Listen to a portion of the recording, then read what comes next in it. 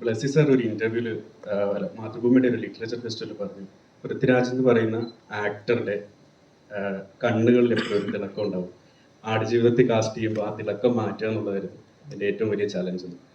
ആടുജീവിതം കഴിഞ്ഞിട്ട് പിന്നീട് characters select ചെയ്തപ്പോൾ ഈ ഇതിലെ നമ്മുടെ ഗുരുവായൂരെ പോലെയുള്ള ക്യാരക്ടേഴ്സ് വരുമ്പോൾ അതിൽ നിന്ന് മറ്റ് ക്യാരക്ടേഴ്സിലേക്ക് മാറാനൊരു ബുദ്ധിമുട്ടുണ്ടായിരുന്നു, ഒരു ചലഞ്ചിങ് ആയിരുന്നു.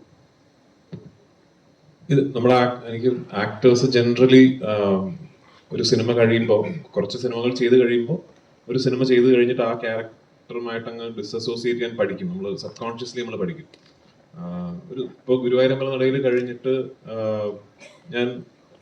ഞാൻ സംവിധാനം ചെയ്യുന്ന സിനിമയിൽ ഞാനൊരു ചെറിയ വേഷം ചെയ്യുന്നുണ്ട്. അപ്പോൾ എനിക്ക് ആനന്ദൻ അങ്ങനെ ആ സമയത്തുള്ള കാര്യങ്ങളൊക്കെ എൻ്റെ മനസ്സിൽ നിന്ന് സബ് കോൺഷ്യസ്ലി ഒരു എഫേർട്ട് എടുക്കാതെ തന്നെ അത് പോകും. പക്ഷെ ആടുജീവിതത്തിനെ സംബന്ധിച്ചിടത്തോളം മറ്റ് സിനിമകളെ പോലെ അല്ല. കാരണം ഒരു 10-16 വർഷക്കാലം ആ സിനിമയ്ക്കൊപ്പം യാത്ര ചെയ്തത് കൊണ്ട് അങ്ങനെ ഫുള്ളി അതങ്ങ് ഡിസസോസിയേറ്റ് ചെയ്തിട്ട് ഇനി ഇല്ല എന്നുള്ളൊരു, ഇപ്പോഴും ചില സമയങ്ങളിലൊക്കെ ഞാൻ ആ കഥാപാത്രത്തെ കുറിച്ചൊക്കെ ഇനിയിപ്പോ ചിന്തിച്ചിട്ട് കാര്യമൊന്നുമില്ല, കാരണം സിനിമ റിലീസായി. പക്ഷെ എന്നാലും ചിലപ്പോൾ ചിന്തിക്കാറൊക്കെ ഉണ്ട്.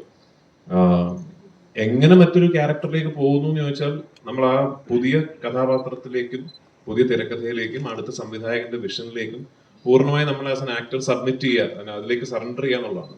അപ്പൊ അതാണ് ഞാൻ എല്ലാ സിനിമകൾക്കും ചെയ്യാൻ ശ്രമിക്കുന്നത്. എനിക്ക് ഇപ്പോ ആനന്ദൻ എന്ന് പറഞ്ഞ ഈ ഗുരുവായൂരമ്പലനടയിൽ കണ്ടിട്ട് ആനന്ദനിൽ നജീബിലിന്റെ കുറച്ച് കാര്യങ്ങളുണ്ടല്ലോ എന്ന് പ്രേക്ഷകർക്ക് തോന്നിയാൽ അത് എന്റെ പേഴ്സണൽ ഫെയിലിയർ ആയിട്ടാണ് ഞാൻ കരുതുന്നത്. അങ്ങനെ ഉണ്ടാകാൻ പാടില്ലല്ലോ, അങ്ങനെ ഉണ്ടാകാതിരിക്കട്ടെ എന്ന് കരുതുന്നു.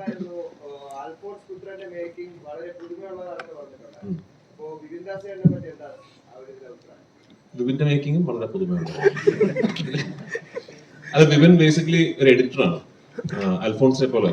അപ്പൊ അതുകൊണ്ട് അവർക്ക് അവർ പറയുന്ന കഥയുടെ നറേറ്റീവിന്റെ സ്ട്രക്ചർ നമ്മൾ സ്ക്രിപ്റ്റ് വായിക്കുന്ന പോലെ ആയിരിക്കില്ല അവരുടെ സ്ട്രക്ചർ. അപ്പോൾ അത് വിപിന്റെ സിനിമകളിൽ ഒരു സീൻ ഷൂട്ട് ചെയ്യുമ്പോൾ അതിന്റെ ഇന്റർകട്ട് ആയിട്ട് മറ്റൊരു സീനിലെ ഒരു ഷോട്ട് വരിക, ആ ഷോട്ടിൽ ഒരു റിയാക്ഷൻ പോലെ വരുന്നത് വേറൊരു ഇവന്റിന്റെ റിയാക്ഷൻ ആയിരിക്കും, എന്നിട്ട് തിരിച്ച് ഈ സീനിലെ. അപ്പൊ അങ്ങനത്തെ ഒരു നറേറ്റീവ് ഒരു സ്ട്രക്ചർ ഉണ്ടാക്കുന്നതിൽ വിപിൻ ഭയങ്കര മിടുക്കനായിട്ട് എനിക്ക് തോന്നിയിട്ടുണ്ട്. ആ രീതിയിൽ പറഞ്ഞതുകൊണ്ടാണ് ഗുരുവായൂരമ്പലനടയിൽ എന്ന സിനിമ ഇന്ന് എനിക്ക് ഇത്ര എന്റർടൈനിങ് ആയിട്ട് തോന്നുന്നത്. അപ്പൊ തീർച്ചയായിട്ടും അത് വിപിന്റെ ഒരു കഴിവ് തന്നെയാണ്.